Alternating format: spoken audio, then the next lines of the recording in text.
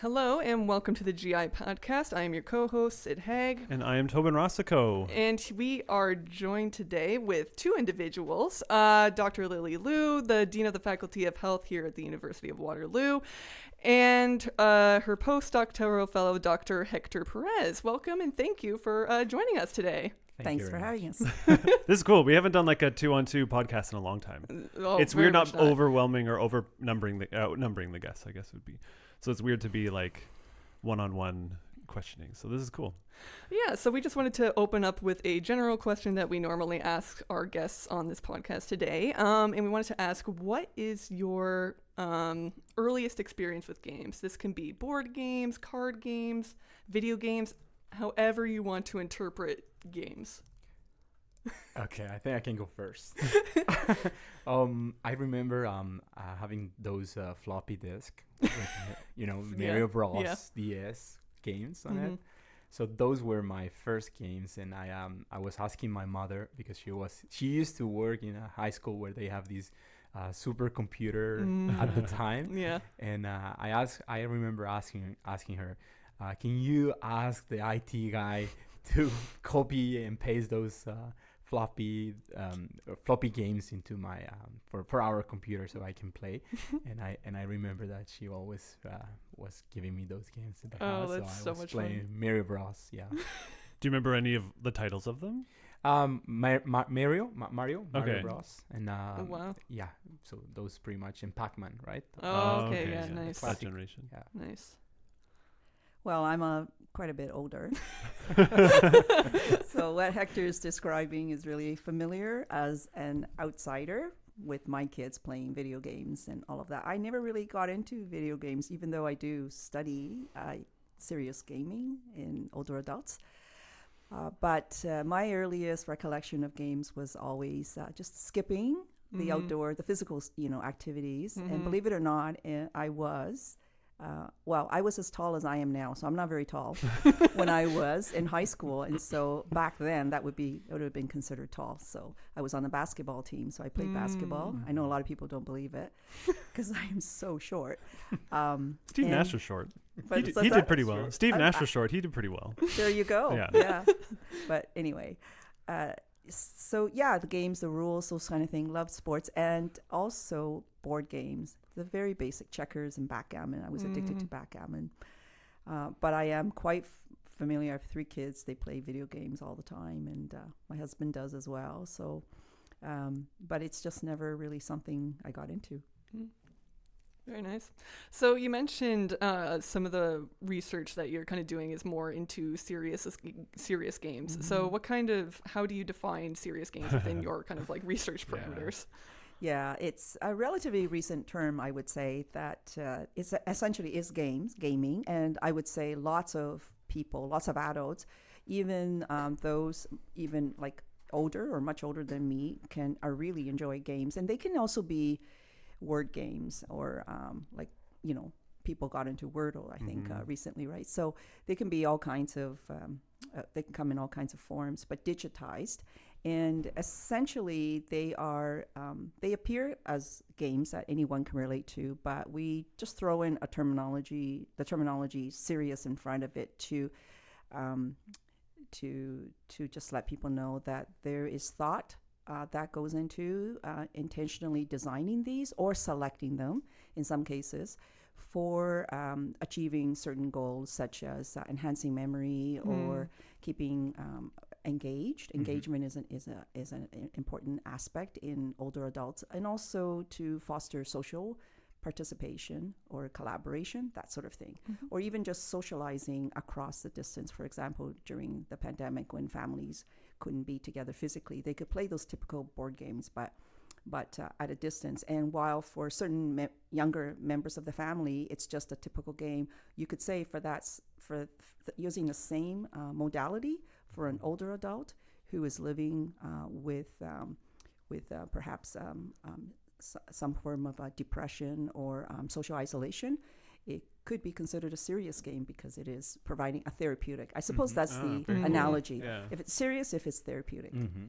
So do you have an example of maybe one of those games that could straddle the line between both depending on needs or age or circumstance? Yeah, I hear lots of intergenerational interactions, like an adult child or grandchildren together playing with their grandparents. Games on it could be anything online. I suppose nowadays it could be often they're word games, but they can also be I can't think of any right off the top of my head. No, but yeah, because what you're mentioning is interesting. Because when I think about my grandma, she had, the TV was always on. Yeah. It was Price is Right, tennis. She loved watching tennis, but she always had the basket beside her couch with like the crossword puzzles and the word searches and that kind of thing. Mm-hmm. And it never clicked at the time, but then I realized like she was doing that to kind of keep her mental faculties somewhat in shape. Yes. And the wonderful thing about these games is they could be synchronous or asynchronous, nice. right? Yeah. So that takes care of the time difference. If you're living across, the ocean, as one player gets up, they can play the game or enter their response, and then in the afternoon, someone else in the family can contribute to it. Yeah. So a lot of your work in research especially focuses on older adults and even those living with dementia. So how do you kind of incorporate some of those games into your research with these specific populations, and what are the kind of trends that you're seeing in that area? Yeah, what we're seeing even before the pandemic, we had already started this type of research, particularly to look at engagement. And what we were finding is we would have these games associated with pre and post measures and measures of engagements, for example, or even cognitive function. So we would do measures ahead of time before they would play with a game, or they would be introduced to a game. And to make it accessible and also feasible and affordable, typically these would be on tablets. And so we would have these pre-programmed. Often we would design these games with programmers, computer science, students, and rehab professionals would collaborate to do this. And we had, I think one of the most popular games that we had designed 4 with some colleagues, was called Whack-A-Mole. And everyone knows what Whack-A-Mole is. You play them in the arcades and things like that. But this was a digital version. And and so a lot of thought went into doing this, because we had to decide the resolution, the color contrast, the speed that these challenges, the moles would appear, and then even just the aspects of touching the mole. And then there's a distractor, there's a little rabbit that shows up, and then how you score it and all of this. It's not we didn't just take one off the shelf and implemented it. We analyzed it. We basically broke the activity down into components, and then it had to be sufficiently challenging at various levels but also encourage players to continue, right? And Ottawa, there was a research team there, actually picked up on this game, and they administered it this is just one example of how it's to individually to older adults who had dementia living in a long-term care setting. And these were case studies, so they would use the individuals themselves and compare them over time. And this one particular individual just struck us as it was just such an amazing outcome. This individual would sit in her chair and she would stare out into space and not have any sort of response, and didn't socially interact with anyone. They showed this game to her. She looked at it. She started playing it. And and I should say, before she played the game, they had measured her cognitive level, her mental status, and it was very, very low, to the point where they thought, there's no way this individual can benefit from something like this. But they tried it anyway, and over a period of time, it was quite amazing. Not only did she improve and jumped several levels, but she started to interact with those that were beside her playing with it. And so it was just an amazing experience that for the researchers and also for the facility staff to see this change. And that's a real obvious, I think, sign of engagement and interaction that couldn't have been envisioned without this sort of technology, before. And that's kind of interesting, especially when you're kind of the very social aspect of gaming that can kind of encourage people to just kind of come together and have fun about it, which I think is kind of a very good aspect of games that we kind of forget about sometimes, especially when games are being discussed about in media, which kind of may complicate things. But even just say the use of, say, if you have the digital version of a game, especially if you're doing a digital version of Whack-A-Mole, if there's a difference, say, with a more physically tangible game of Whack-A-Mole, does that kind of like show differences? Has that been considered within your parameters of the research at all? Yeah, we work with many researchers and collaborators. So there's another researcher out in University of Toronto who does that sort of tangible interaction using gaming or incentives for older adults, and so he's designed this platform that actually stands up, and it's got different ways of interaction. It's got older adults can go and they can press a button, and there might be a movie that comes on, or a short clip that actually is associated with their own lives. You can pre-program and customize these platforms, right? It can even, if you wear a bracelet or some kind of a device on the body, a sensor, as the individual walks by, this whole platform can come alive and it can interact with the individual. There are other ways of physically interacting with games or platforms. For example, sitting on a stationary bicycle, pedaling, and then a screen comes on and it can bring them back to a geographic location that triggers memories or familiar experiences that then is very meaningful for the individual. So it really helps them relive what is familiar and what's comforting. And I think a lot of that nowadays in congregate living with very little staff or volunteers spending time, or family visiting, can bring a lot of comfort and a lot of meaningful experiences for those that are socially isolated. Sure. I want to turn the conversation a bit more to Hector now, especially since I'm a bit familiar with your research in terms of using VR platforms and technology to train and aid police and also search and rescue efforts for people with dementia who have gone missing. So you want to talk about a bit of your experience in terms of using that sort of technology in this capacity? Sure. This idea came from Dr. Lili because in our research program, we're working with first responders to help them to get better training in terms of understanding how to approach dementia-related missing incidents. So one of the ideas that came to the table was, how can we implement virtual environments, right? And one was the use of games to help them or get them to help them to get different tools so they can practice these scenarios. And we actually have a larger grant that help us to create different videos in terms of dementia, how it looks like, and what is from an indigenous perspective. And the idea was to create this training materials for indigenous first responders, because we already have a collaboration with two First Nations communities. One is the Kanawaki Mohawk in South Shore, Montreal, and the other one is Pewis First Nations in Manitoba. And the idea was to create these training scenarios, real life training scenarios, but also inform those scenarios are informed on our research. So we know from analyzing different scenarios what happened before, during, and after a missing incident. So we discussed that also internally, but with a search and rescue expert.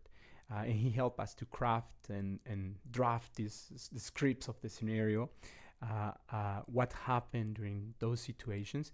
And then we partner with we hire a company to create videos, and then we put that into with the support of the Games Institute of the grant. I put that on a virtual environment, right? And there 3 scenarios are there. Plus, I create a 360 video that exemplifies concepts or basic concept of what you as a first responder should look at. For example, look for clues, because in search and rescue, they're not looking for the missing person, but they're looking for clues that can lead you to identify where is the missing subject. So those specific aspects of the research, we put them together, and at the end, the product was the experience was very positive, and we received very positive feedback during the development of these scenarios from the participants. And Dr. Lili here also help us to connect with the communities. So one important thing that happened is that based on these collaborations, we learned that first responders want more training tools, so they can do their work better, right? Because they're very good people and they like what they do, but we also observed that if we provide different tools, they can do their work better. So that's let's say that's why we did this project specifically.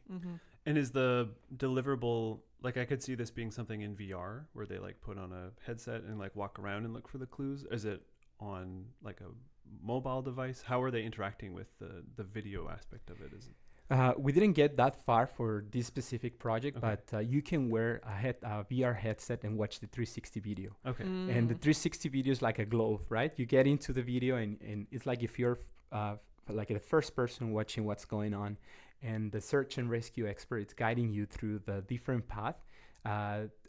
Towards the end of the video, you will see different elements that he is referring to during the video. He's saying, for example, look at 30 meters, then look at 50 meters, then try to look at 100 meters if you identify different patterns. So I include different elements on this scenario, so you can perceive what he's saying. So if, for example, at some point during the video, he say, when I say halt, everyone stop. So I stopped the video on purpose, and I put the 20 seconds that he said in the video. You need to stop there and listen for unfamiliar sounds around. Maybe a dog is barking, or you have to smell. And I put some elements on this video. You have to smell and try to find if there's unfamiliar perfumes or aromas around you. And then I put on the floor some where in the part where he's saying, look for clues, or try to identify if there's something on the ground that is unfamiliar with the environment. And I put some steps there. So that's how you walk through. And it's like if you're walking through the whole scenario with him. And at the end, of course, there's no real person, but he said, well, after completing this scenario, you will be able to identify those type of clues that will help you or your team to better manage this incident. So that's super cool. I love that like VR technology is making this huge boom in essentially like Hollywood, right? Like the Star Wars stuff is using it a lot. And I love that there's this overlap into the health, because you're not the first guest that we've had on the podcast that are using like VR or AR to like get these or have these kind of results, whether it's in like older individuals or these kind of training things. Was there something else that went into the development of this, some kind of like algorithm for how you would set up scenarios, or was it professionals would like write out a script, read it, and then you would kind of match this, in my brain I'm calling it an adventure, even though that's very far from what it is, to it, or is there something else that you're kind of able to kind of draw from multiple different possibilities, or is it always kind of the beginning and end is always the same course because it is for training? Yeah, in this case, the beginning and end is the same. Okay. But of course, in the future, you can explore multiple alternatives, right? Like depending on the decisions that you take, you can insert different outcomes. Like a branching narratives type of thing. Like right. Choose your own really adventure, cool. Yeah. Or if, like, let's say if you want to do like a testing of the how well you're receiving the information or how well I'm explaining the information, right? Because oftentimes we assume that we explain that very good, but it's not the case. Yeah. So then you can see if the first responder is really getting the message that you're trying to convey, right? Yeah. Like imagine the situation where you have the scenario, but then based on the response of the first responder, that you can see different outcomes, right? Like because in these scenarios, the idea was to identify if we can provide basic concepts or search and rescue for first responders, because we work with indigenous first responders who already have the training, but they want to advance their knowledge into search and rescue. So we put some basic concepts of search and rescue in these videos, but of course the same idea can be held to show more advanced concepts. So that's really interesting. I want to kind of follow up both of your introductory explanations of your things and talk about or ask, in my experience with at least the older individuals in my family, they don't really know how to use technology. So how have you approached developing these things and making them accessible and not this intimidating? Like if you handed, something to my mom and been like, here, go play Scrabble online, she'd be like, no, like I'm gonna break it. So, but apparently, you're having results to it. So how do you kind of bridge that gap, make it user friendly for the users that you're designing for, and then Hector, for you as well, the users that you're designing for, to be able to have the impact that you want? So let's start with Dr. Lili. Yeah, I think, you've probably heard of the terminology of co-design, user-centered design, all of that. Those are, I think, very commonly used terms that are thrown around a lot. Sometimes I think overused until you actually get down to watching the end user or the individual that the device is or the platform is designed for actually use it. You don't really know how they're going to use it. And even then, there's such a range and variation in user preferences and how they and cohort differences. So and I think it's important to keep in mind that since we're focusing on older adults, is that one generation of older adults doesn't mean, or even one cohort. First of all, there's a lot of variation. Right. If you know one older adult, doesn't mean another one is going to be the same in terms of preference. They just like you and I have different preferences, but that also cohort-wise, they will change over time. So your future older self is going to be different. You're going to have different expectations of the technology or devices or environments that you're going to be living in. Whereas, my parents or grandparents probably come from a different, totally different set of expectations. So that's something to keep in mind. But I think in the end, you really don't know what the challenges are, or you might be surprised by what the facilitators are and the lack of challenges sometimes, right? So, but attitude is very important. I remember, for example, we conducted a province-wide study in the West, in a Western province, where we introduced GPS technologies to dyads of individuals with dementia and then their care partners to use. And it also involved having to care partners of persons living with dementia tend to be older adults themselves, right? Because they tend to be the spouse, right? And they had to also use tablets to be able to communicate, or so tablets require touch screen capability. And I think if you give something like this to a very young child, they naturally know what to do with it. I don't know, it's like magic, right? They somehow know, somehow they can reset your phone and all kinds of things, and then they can even put it back to where it was. It just amazes me how they even know how to do those kinds of things. They just kind of intuitively know. But we were faced, for example, with a challenge. All the older adults, you have to walk through the steps with them and show them, this is what you do with your finger, and if you do this stroke, or if you do this, if you use all your fingers, this is what happens if you want to close it down. So everyone can learn, but they really need to be taken through. And you just give these tutorials, right? There was one individual who just could not. No matter how much we tried, we just couldn't. She couldn't use her finger to use the touch screen, and she was very, very frustrated. And then it was one of our research assistants who got this brilliant idea. And she thought, hey, she's very familiar with pencils and pens, like a writing instrument. Why don't we try a stylus? So we went out and bought a whole bunch of stylus, and that was not an issue for her at all. As soon as she got the stylus in her finger, she knew exactly what to do.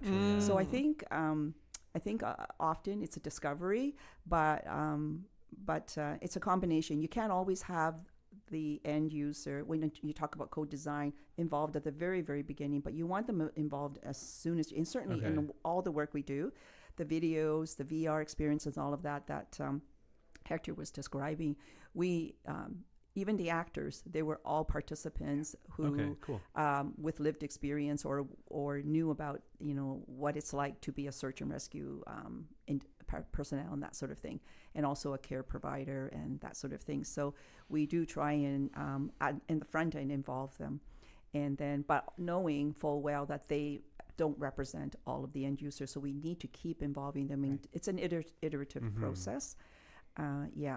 Yeah, because I was going to follow up, and say, or I guess I was curious of like, do you have kind of a group in mind and you go to them and say, hey, if we were to do something like this, what comes to mind, and then you build from there? Or do you go and say, this is what we have, let's test it, and then let us know kind of how to make it better? I would say that we, in all of the examples that we have, so some of them are actually devices that already exist, and they've been used with a different with the GPS, for example. That technology came from the ankle bracelet that was used in the criminal system, right? Oh, like house arrest. So we know, we know they're extremely reliable. Right. We know that the call centers are very, very reliable. It has to be in the justice system, and so with a lot of these industries also then eventually move into the health application. They saw that there was a need for domestic violence, for all of that, and also individuals who wander, people who have autism, for example, can benefit, and children as well can benefit from these. So then they work with the end users and with health professionals and other advocates and stakeholders to design products that may include more features, less features, depending on the end user. And then we test it out, and that's where sort of researchers like us come in. Then we've already developed partnerships. We have access to populations that are interested in participating. There, even among the end users, you have early adopters and late adopters, just like health professionals. Right. I did telehealth and telerehab decades ago, and we know the physicians and the health professionals that are early adopters are very forgiving. They will accept, they expect problems, and then they're anxious, they're happy to work with you on solutions. And then we have those that you just leave until the very end when the system is perfect. Otherwise, they'll just throw their hands up and say, I don't want to get involved. So it's the same with your everyday citizens who are, there's not a lack of individuals who want to participate and be co-designers in the process. Very cool. Yeah. Hector, I just want to say that from a, let's say, research perspective, I also, working with Dr. Lili really challenged my knowledge of and my assumptions about technology, because you will be surprised about, and she was saying that about the motivations and the drivers that the people, or in this case, older adults and their care partners, have to use the technology, or to learn how to use the new technology. And we ran a study, for example, with persons live in a long-term care facility and their care partners, and I was really surprised that the driver for them was so powerful in terms of connecting with their loved ones, that the learning curve was so fast. So they pass through the learning curve because they want to get to connect with their loved ones using that technology. And oftentimes I was always offering, like tutorials, or, hey, are you comfortable with me explaining you how to use the technology? And they say, no, I'm just gonna connect with I totally get it, Hector. I'm just gonna get to use the technology to connect with my loved ones. So oftentimes we observe that as well. They're very powerful drivers for users to learn how to use the technology. So that really challenge your assumptions when you're like a technology developer or a researcher, because you understand that sometimes it's just a matter of co-design with them, but also if they know what is the benefit of that technology, that will facilitate the uptake of that technology. That's really cool. Yeah.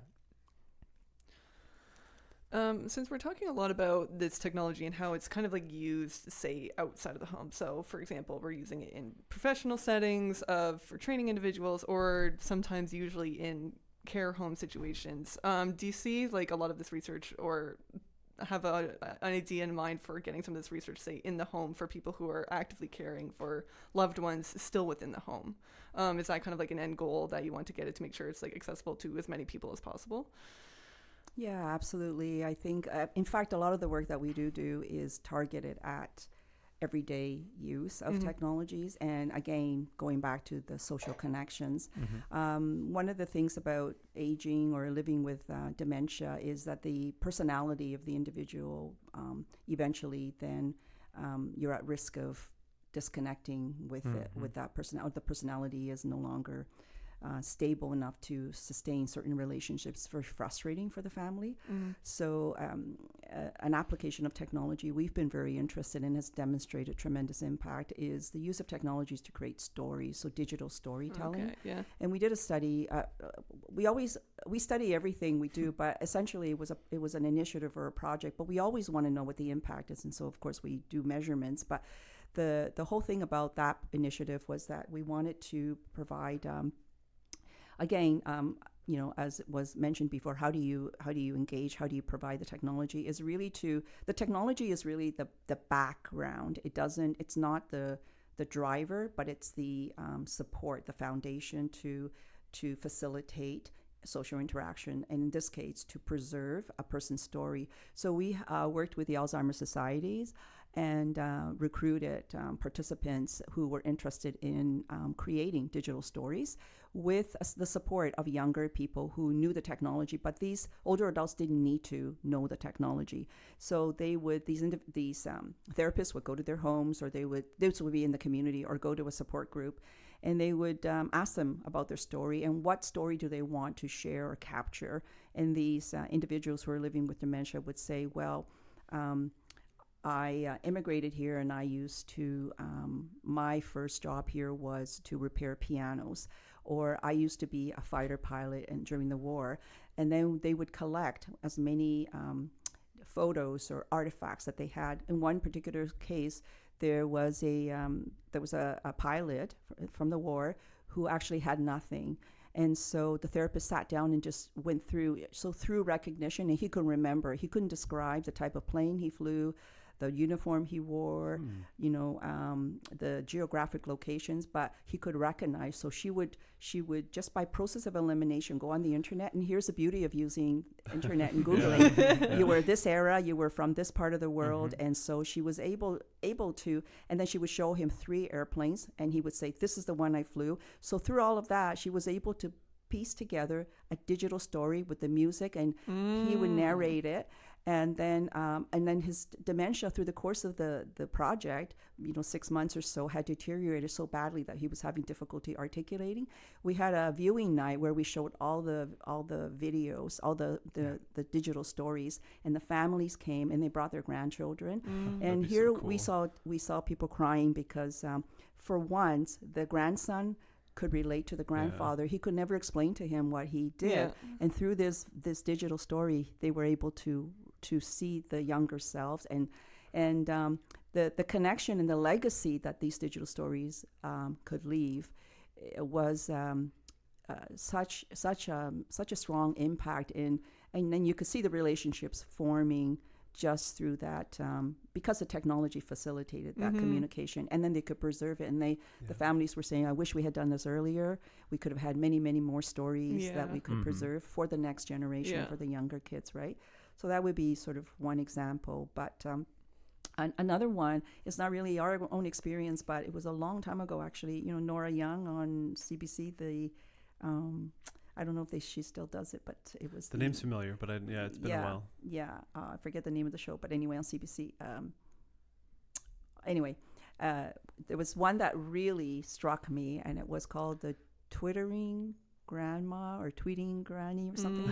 Anyway, I can't remember, but it was just about this grandmother who had lost her daughter to an illness, and she was very depressed. And then her grandson, so this woman who had died, the mother, felt that he needed to visit her to keep her company, and so he would visit her weekly, and then he just she'd watch TV, or he'd watch TV, she'd make tea and stuff, and he'd be tweeting his friends, and then his friends would say, well, ask your grandma this, and then she would respond, and she had an answer. She had a response for everything, and his friends became really fascinated with her life. And during the war, apparently she was one of those individuals that had delivered secret messages and all this stuff, and talked about her all of that. So it was just such a fascinating story. And so finally his friends said, your grandma needs her own, your nonna, they were Italian, your nonna needs her own account.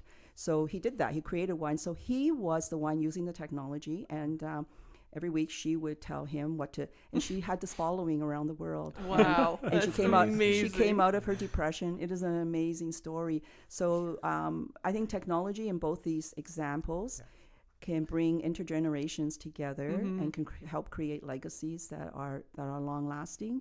And I guess the point is that the best technology is a technology where the older adult or the user doesn't even know they're using a technology, that is seamless. And sometimes that goes through an interface of another user who is familiar or finds it easy to use, or sometimes it's through what we call tangible user interfaces. And a lot of the gaming now use that, where you're interacting with a piece of technology, you're playing a game, but you don't even feel that you're using the technology. And VR, AR, all of that can allow that to happen, right? It's very interesting, especially from the Twitter side of things, because I've read similar kind of accounts from my own set of research, which is how farmers are utilizing social media. And it's the aspect of digital curation of pretty much your lived experience that you're able to reflect and live upon again. Right. And just be able to see your past achievements when, that wasn't really possible, or like a current thing, even 20 years ago. But now it's just like, it's so much easier, and it's being like, wow, I'm actually able to celebrate this thing that happened 6 months ago rather than decrying the state of my crops currently. But it is kind of interesting of that kind of like shared experience as well. Like, even I'm thinking of, so my grandfather, he passed a few years before I was born, and the one piece of video footage that my family has that we got carried over from a family friend was this one VHS recording they had of him that they copied over onto a DVD for us and then sent to us. And it was the first time I've ever been able actually to hear his voice and share that experience with my family, which was very, very interesting to do. So it's kind of like that aspect of like, you're actually able to preserve so much more knowledge and experience. And that's that very powerful. Yeah, for sure. Hector, you have some interest in social simulation games. Is that true? Did I said that? Like things like Animal Crossing. Have you found any interesting research aspects about the importance of social interactions through these kind of games? So kind of maybe moving away from social media into like social gaming, I guess. I get it now. Well, Animal Crossing, right? Like, I found that very interesting that when you play a character or different avatar, right? Like someone else, it can create really a different personality that won't prevent you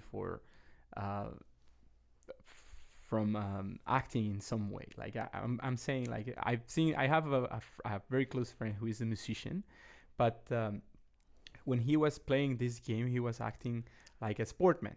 So it's interesting. It's interesting, right? Like that kind of different roles that you can play with those games, and I find that at some point it really can help you to shape different personalities, but also to learn from yourself, because there's oftentimes some aspects of your own life that you haven't explored, and through those games, this is just one example, right? Animal Crossing, but through those games you can explore and continue to learn and reflect on yourself, on your own personality. So, does any of that, or I guess how does that inform the research you do? Because what you're doing is kind of setting up like a role play situation through the kind of tutorial or the the video that you're putting together.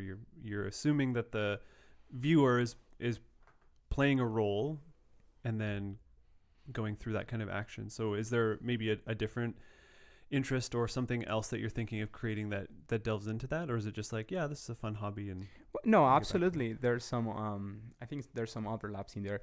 For example, with in this case, when I was thinking about how can we put these scenarios together, I found that some search and rescue organizations, they rely heavily on volunteers.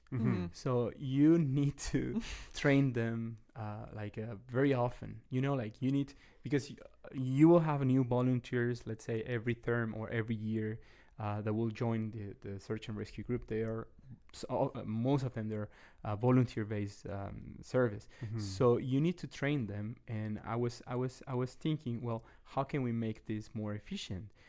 If you can have like a selected training, or in this case, these scenarios, they can learn those skills, or they can watch these videos, and then you don't have to put them into a training scenario per se. Of course, it is important that they do like hands-on stuff, and they do real stuff. Right. But of course, if you have this base that you can provide, and that's very professional, right? The person who helped us is an expert in search and rescue, so you can at some point you can streamline the process, or make it sure the learning curve that it takes to identify. And for these purposes, the training is very specific. So it's training for managing dementia-related missing incidents. So that's the type of training that volunteers, they don't receive that often. So that's what I think this is very important, because volunteers can have that access, that information. If you think about it, well, you will say that's very advanced, Hector, or very niche, that type of training, narrow, right? Yeah. But we believe that this is very important.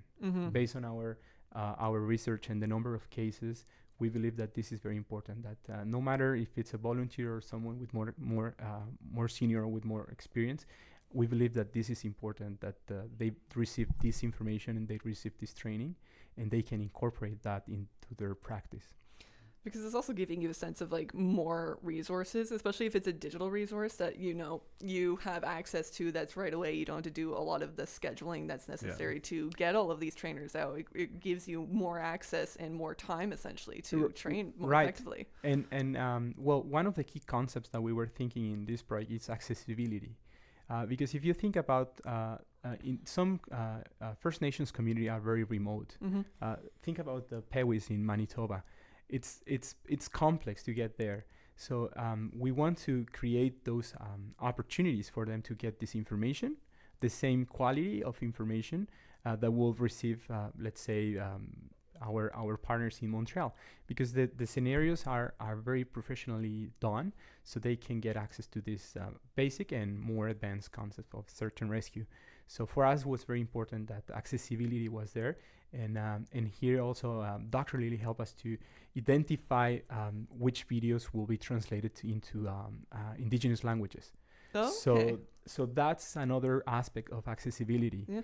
So how can we make this content not only accessible in terms of it's there, it's free, it's open, anyone can go online and access the training, but also how can we make this content available in their languages? So it's not only there doing the content, because if you watch the videos, you will see those locations, the people, as Dr. Liu was referring to, the people there is their communities, but also if we can provide that in their languages, well, I think that's very appropriate, right? For sure. Because it definitely also helps with the language revitalization aspect of a lot of things, of not only being able to teach people within their own native language, but also apply that in different situations, especially for actual search and rescue and those types of things, for sure. What is your ideal method of tracking risk factors of older adults with dementia without inhibiting their individual lives? Tracking their risk factors without inhibiting their individual lives. Without inhibiting their... So you're referring to monitoring them? Or I think so, yeah. Or identifying risk factors? Let's do identifying. Oh, okay. We are very interested in risk factors. And in fact, a component of our study, one of the 4 initiatives, is to gather data. Okay. And all we can say right now is we're working with many police services, search and rescue organizations, and also other data sources, including, for example, MedicaLert, which is a subscription-based database, and others, other large databases. And we can say for certain, and this wouldn't be a surprise to anyone, that they're all siloed in the way data is collected. And this doesn't just pertain to data specifically of people who go missing, who are living with cognitive impairments. It's any sort of data, even health data, it's very siloed. Our privacy legislation has resulted in organizations collecting data in their own way. Even when they use the same platform, they'll collect them in different ways. They don't share them for fear of, revealing personal information that they shouldn't. So our privacy data is very, very stringent here in Canada, which also poses itself a risk, because now we can't tell you for certain what is the prevalence, the incidence of people who go missing. The reporting is in itself flawed as well, because many people go missing, they're not. So whatever numbers we see, they are underestimation. And so we don't know if they're first time or repeat incidents, for example. And then in some provinces, they have new legislation that requires them to purge all police data that with resolved cases that are 2 years older. So we cannot even, because going missing once is a risk factor for going missing again. So we need to know that information. And that somehow 2 years, it sounds I guess that is statute of limitations, but that seems really quick. So that data, but because it's part of it is because search and rescue and a lot of the services that the police services provide that are really intersect with health and well-being of our citizens is actually part of the police jurisdiction. And so to protect people's privacy, you don't want them in a sort of a criminal system unnecessarily long. So they'll sometimes be required to purge that data. So we have a lot of issues with how data is collected. So that's one aspect. Is we are working on trying to propose a localized, consistent approach to collecting this data, no matter what organization you're in. Here's the basic elements that you need to collect, and then to make it a national sort of a hub so that we can. It's a dream. Many people have tried this with many other topics, I'm sure, but we've written about this as well, where the issues are. So data is important to identify the risk factors, but whenever we're given the opportunity, so we'll do it today. When we ask about risk factors, we always go back to say one of the biggest risk factors for people who go missing that we can all, as individuals and citizens, can do something about is to address the stigma. Stigma itself is a huge risk factor, because one of the famous cases here in Canada comes from the family of the No family. So Sam No is one of the co-founders of Silver Alert, BC Silver Alert, and he started that service, that organization, with his co-founder because his father had gone missing. And this is a well-known public story. So his father, Shin No, was a church minister, well-known, well-loved by his community, but was very, very fearful because from an Asian culture, and as Asian myself, I can tell you it's real taboo to admit that you have any, or your family has any mental health issue at all. And certainly there is no real good terminology in the Asian language for dementia. It's just a terrible, name. And so what he said to his family was, don't tell my congregation that I have, this disease. And so what it does is it prevents you from seeking help, and it prevents your community that loves you from also being your extra eyes on the ground, looking out for you. So he did go missing. And when he was finally reported, and the family was, panicking about it, when it's finally reported that he was missing, could everyone please help search? There were so many people that said, we just saw him. We didn't know that he... And did they feel slighted that it was kind of kept from them? Yeah, the family, and they respected his wish, which was to keep it from the public, right? That saw him and didn't know. And so I think we're here to talk about technology and the benefits of it, but technology can only be as effective as the people that use it. Yeah. And so that's why, even though we've done lots of studies to show GPS devices are wonderful, but we cannot. Devices are there to help locate somebody when they go missing, but we can prevent a lot of those, right? Yeah. Cases. So, yeah. So what's next for each of you as we go into the last few minutes of this? Like, what are you looking forward to in the next 6 months or a year to take this to the next level? Well, with respect to this large project that we're finishing up with public safety related to building capacity in the communities across Canada for preventing missing incidents, and that means identifying risks and addressing those risks, incorporating various technologies.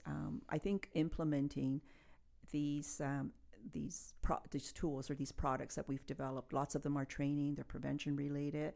Thanks to the Games Institute, we now also have additional tools that use VR as well. And then just getting it out there. It's publicly funded tools, so getting out there for free, spread it as wide as possible, and scale up the uptake, I think, is what we're hoping to see. Anything from you, Hector? Yes, I would say that also continue with the partnerships, because this project gave us a great opportunity to build, but also reconnect with a lot of first responders. And I think, and we were just chatting about this, having those, like a meeting or meeting or something with the first responders who participate in the video, showing them the end result. Here's available for you, and also the results of the other projects that we're working, because for us it's very important relationships. So I think that's very important, and that's something that I would like to continue to do in the future. Where can people find you online or find more about these projects? How would they get in contact with you? Our research program has a website, and it's called the Aging and Innovation Research Program. It's a University of Waterloo website. If you just Google AIRP. Of course, it has to be an acronym. I don't know the actual website, but Google AIRP. We'll post some links in the description below. Yeah. Awesome. Well, we appreciate your time coming in and talking with us. It's really fascinating work, and we hope that it keeps going well for each of you. Yes, Thank you you very so much. Thank you for your interest. Thank you.